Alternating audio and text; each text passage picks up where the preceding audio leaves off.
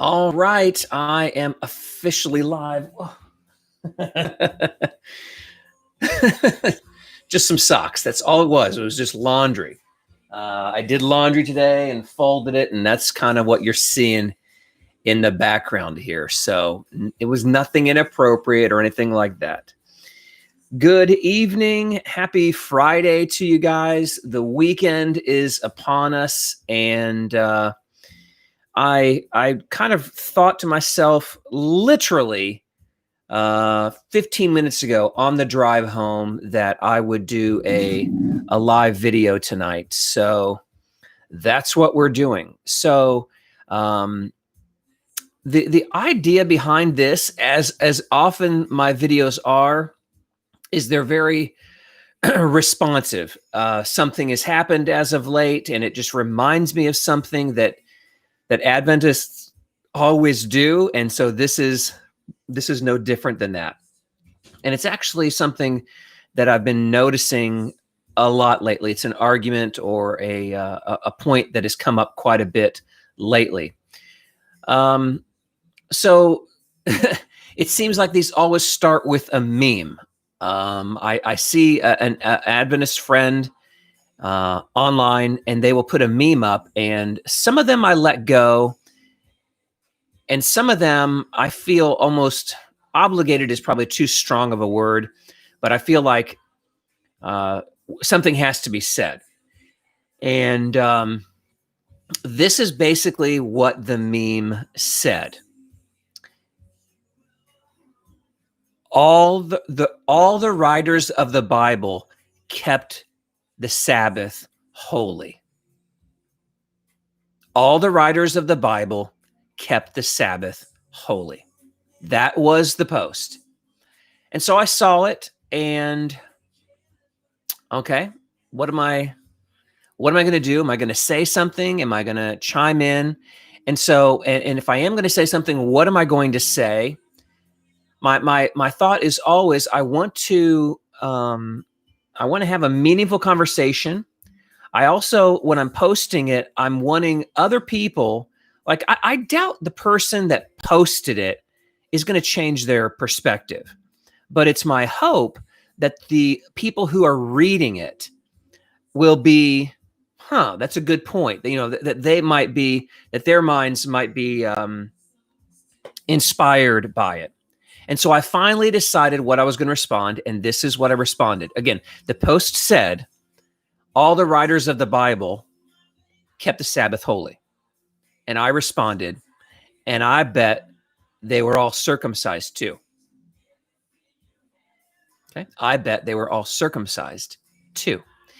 And to me, it was, I knew the point that I'm making, and I didn't know if some of them were going to understand the point, because the guy responded, he's like, yeah, well, they probably were. Like I don't think that he understood what I was really getting at.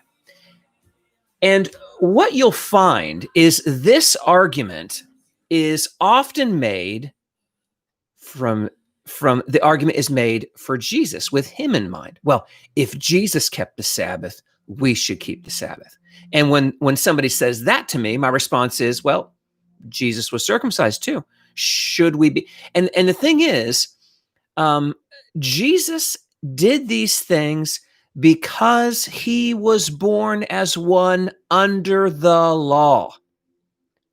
Jesus felt the obligation that the Jew felt in relation to the law.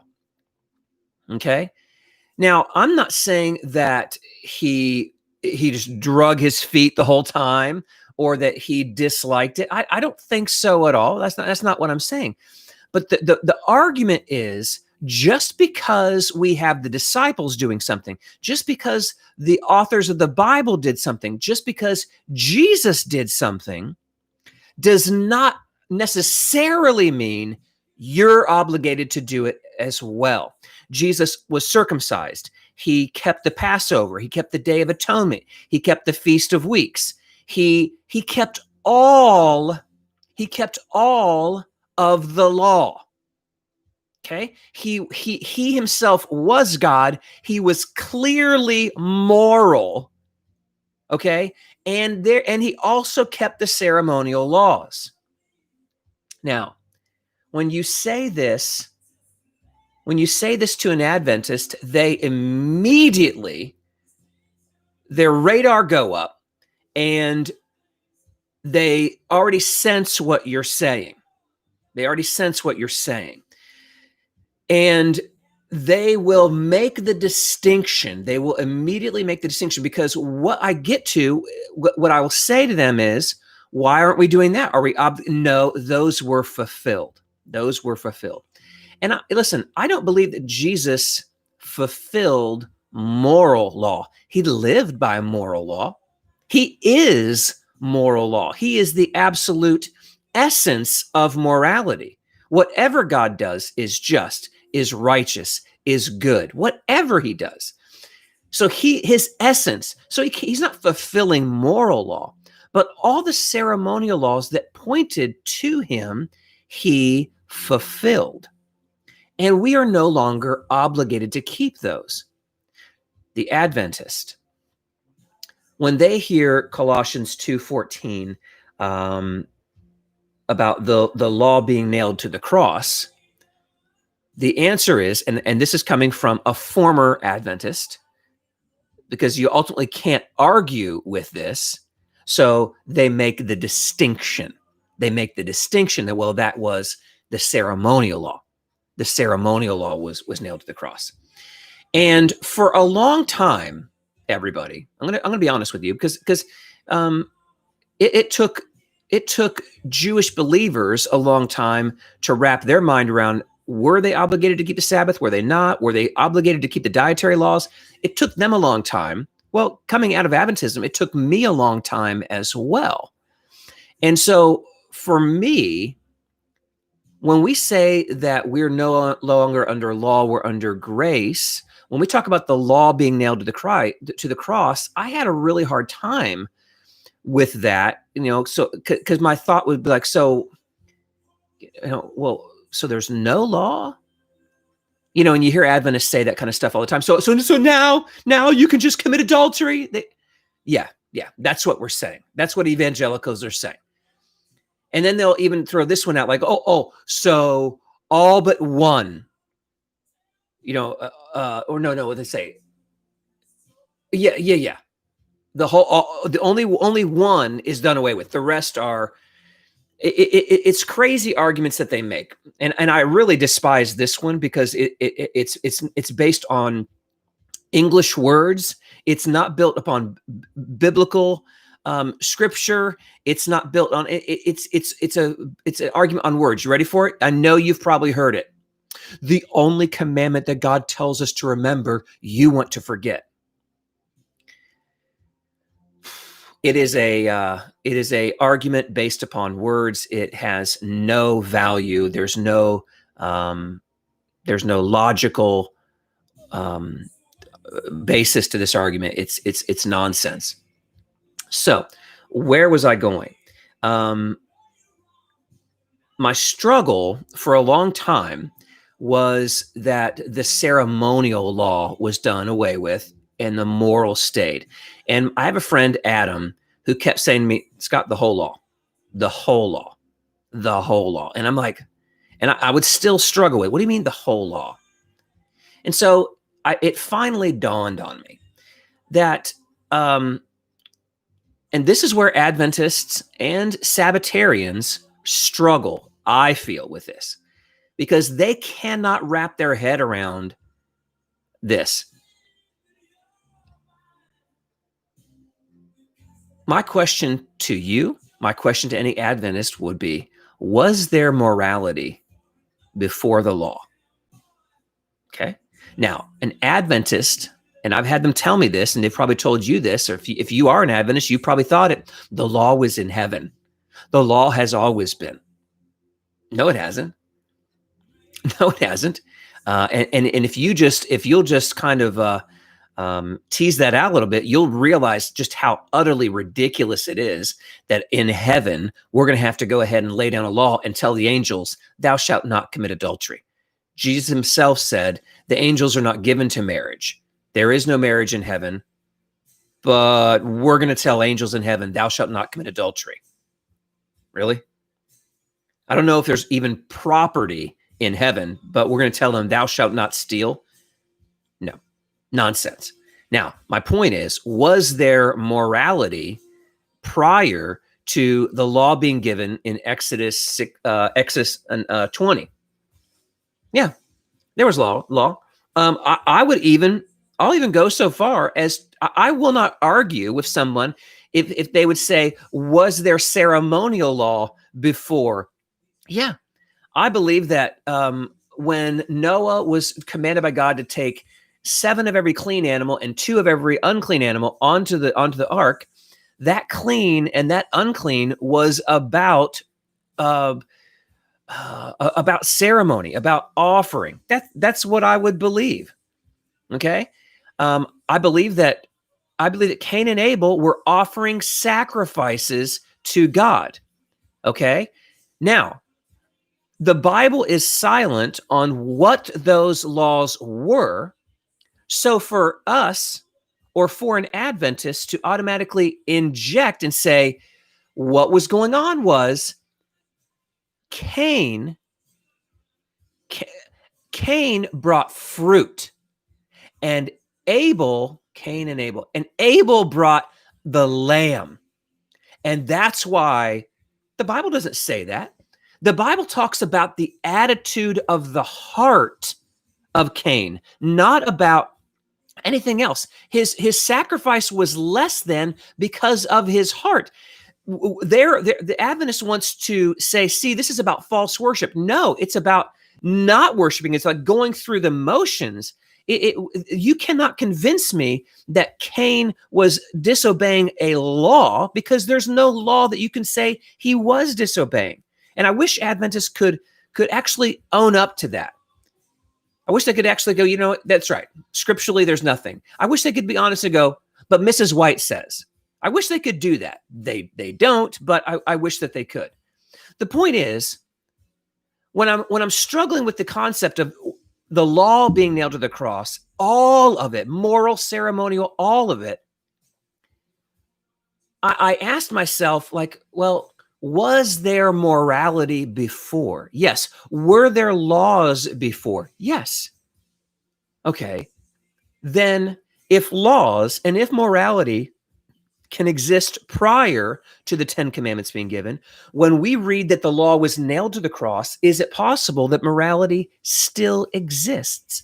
Absolutely. When we read that we are now to live by the Spirit, not the law, well, what would the Holy Spirit lead us into? The Spirit would lead us into living morally. It would lead us into living a moral life. So, for me, the verses that make it very clear to me that Exodus 20 and the giving of the law there was a brand new, first time on earth type of thing, is based in a large part on Galatians, my favorite book, Galatians 3:17, where he is comparing the promises made to Abraham and then the law. And he says right here, this is what it means. The law, which came 430 years afterward, does not annul a covenant previously ratified by God. Paul is telling them that at the time of Abraham, God made a promise and he ratified that promise. And then he's saying 430 years later, the law was given. Okay. Now, again, was there morality? Yes. Were there probably ceremonial laws that were given? Yeah. Circumcision was one that was given, and this is also a very important point. Circumcision was also given. Now, let's think about this for a moment. Circumcision was the sign of the covenant of faith between Abraham and God. Circumcision. And circumcision, the law became, you have to circumcise the male child on the 8th day. And if you didn't, that was a major problem. Remember Moses, Moses got into trouble. Was it his son that had to get, that was almost got in trouble because he wasn't being circumcised on the 8th day? I can't remember exactly, but the point is, it had to be done on the 8th day. Okay. And if anybody would, what person would argue that circumcision is a ceremonial law? Even Adventists would tell you to this day, you're not obligated, maybe for health reasons or because culture or because of customs, whatever, but no one's obligated. Well, Jews were absolutely obligated. If you were a person that wanted to join the believers, that body of believers, the Jews, what did you have to do? Just sign your name? No, you actually had to be circumcised. Whether you're a child or an adult male, you had to be circumcised to become a Jew, to now become part of that body. And now listen to me. This is another thing that the Adventist really just doesn't understand, okay? If you want to know which covenant the Jewish people viewed as more important or greater, just study about the conversation about what do we do when a male child on the 8th day, it falls on a Sabbath. What do we do? Because what we have here we have the sign of the covenant with Abraham, and we also have now the sign of God's covenant with his people, Israel. Circumcision, one sign; Sabbath, another sign. What do we do? Because if we do not do it on the 8th day, we're breaking that covenant, we're breaking that law. If we do it on the Sabbath, we're breaking the Sabbath and that sign. And what was the final answer? You circumcise the child. What does this indicate? It indicates that keeping this sign is more important. Also, it's not a moral thing. It's not a moral thing. You're dealing with two ceremonial laws. So when Jesus says to them, I didn't make man for the Sabbath, I made Sabbath for man. Man's needs come over the Sabbath. If your ox is in the ditch, you go get it out. Okay? So what he's saying is no man is a slave to the Sabbath.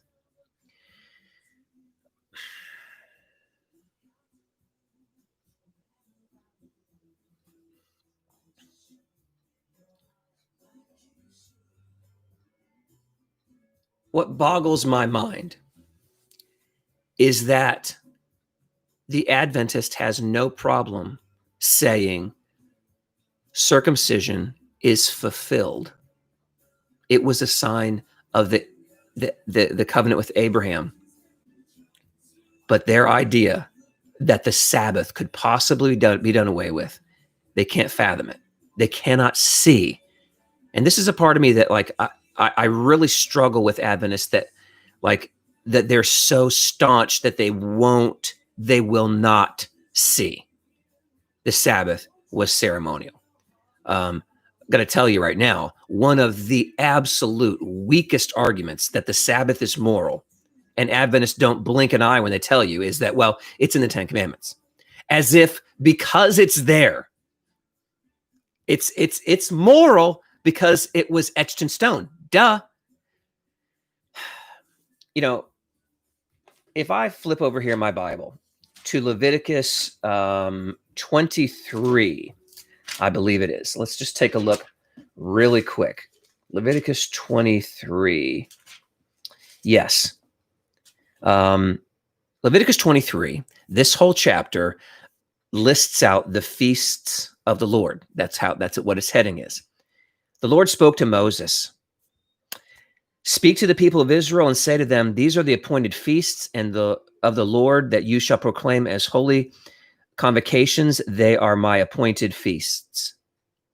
Verse 3, the Sabbath. 6 days shall work be done, but on the 7th day is a Sabbath of solemn rest, a holy convocation.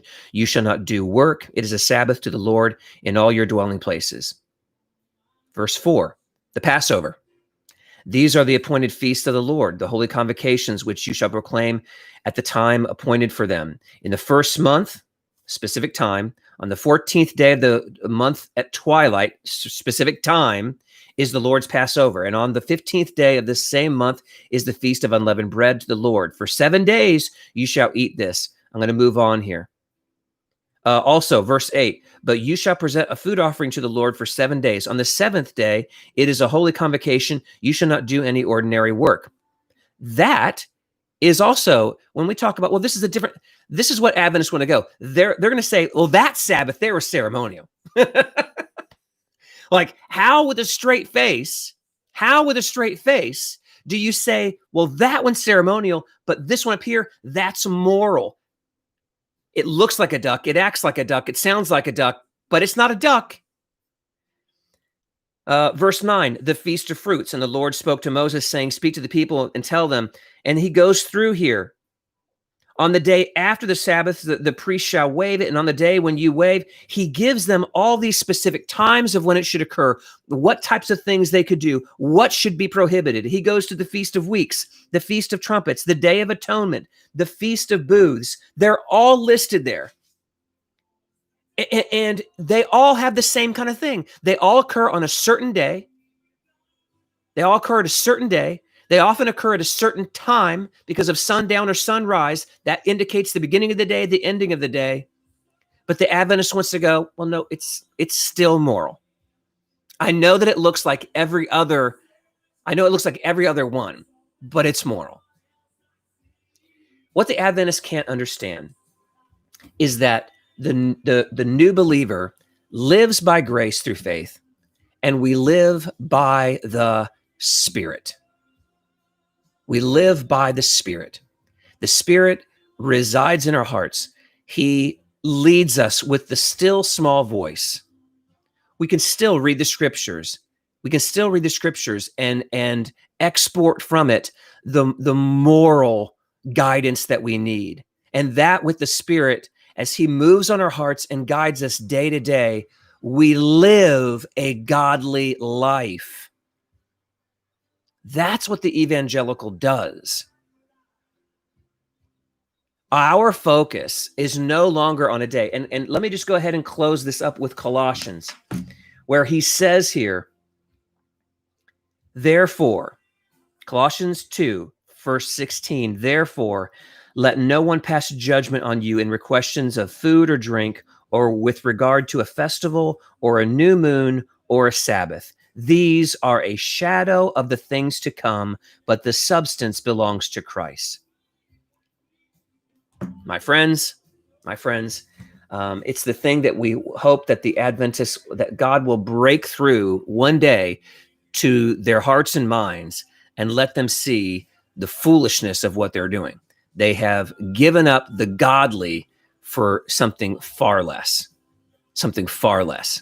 So hopefully this helps you and you appreciate this. That's all I got for tonight. Have a great weekend, and we'll see you next time.